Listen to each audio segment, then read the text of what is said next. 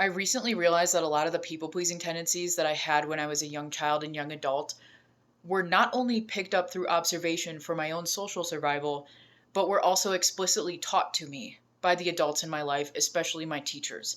I was directed as a child to act in a submissive way because having my own autonomy, my own thoughts, knowledge about something, or curiosity was almost always viewed as disruptive and combative and disrespectful. The reason I bring this up is because as I am 28 and I do deal with older adults on a more regular basis, a lot of them have the same sentiments for me today. My curiosity is viewed as being an asshole. My knowledge is viewed as being condescending because they can't tell the difference between someone knowing something and sharing a knowledge versus someone who's actually trying to put them down for their lack of knowledge in certain areas. That's when I note the difference between someone who has an insecurity and someone who is deeply insecure to the point where it impacts the way that they think and their mental health, the way that their brain is wired, the way that they act and approach relationships and other people, and how they can cause harm in that way. When I was a child, if I would share little fun facts in class just to chime in and add to the discussion, teachers would bring me aside and say, "You need to know that you're not smarter than anybody else here. You're not better than any other kid in this classroom.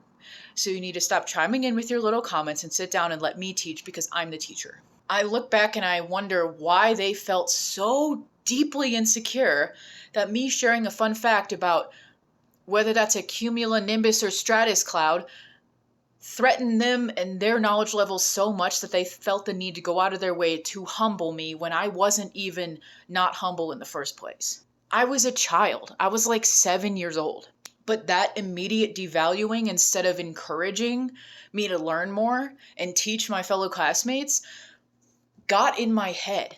It was a form of grooming to teach me to submit to what the adults in authority positions over me said. No matter whether it was true or false or harmful or helpful, I was taught to fully submit, take everything they say and do at face value, and trust it regardless of the knowledge that I had prior or that I would learn in the future. Because I was taught that as a child, I am always wrong and the ones in authority are the ones in authority for a reason. It's kind of like when my parents would say, "I'm the adult, you're the kid, you listen to me because I am the adult and I know better." And it's like, well, what makes you know better? What makes you qualified? When I was in first grade, we had a little mini spelling bee in our classroom, and the word umbrella came up. Every kid got that word wrong except for me and the class genius, for lack of better words. And of course, that class genius was bragging to everybody about how they got it right, and everybody was mad at them for bragging because it was rude. And everybody felt bad for getting the word wrong. So I kept my mouth shut. I didn't tell anybody that I got the word right.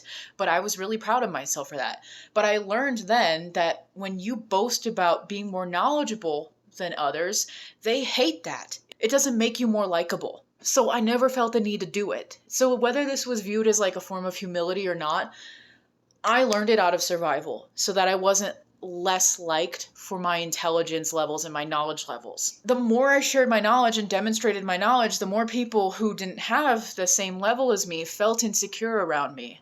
So I learned to just let things slide and pretend like I didn't know certain things so that they didn't feel like I was acting like I was superior to them. Because when someone is deeply insecure in their intelligence levels and their knowledge levels and they don't know how to deal with that, a lot of times instead of wanting to learn more, they feel anger against the idea of learning more. I've always been someone who wants to learn as much as possible. That's the only reason why I'm alive, in my opinion. But there's a lot of people who have so much guilt and shame for not knowing things that they take it as a personal attack when somebody else does know something that they don't know. When I talk about people who have insecurities versus people who are deeply insecure, for someone who is deeply insecure, and for me, someone who is a more authentic person, more true to myself, just living my life, not worried about what other people are thinking about me, that kind of acts as a mirror in my own behavior because it shows people that they're not living the same way, and then they start to think about themselves. And instead of understanding that they're thinking about themselves, they project it and think that I'm being a jerk to them because my behavior makes them feel bad about themselves.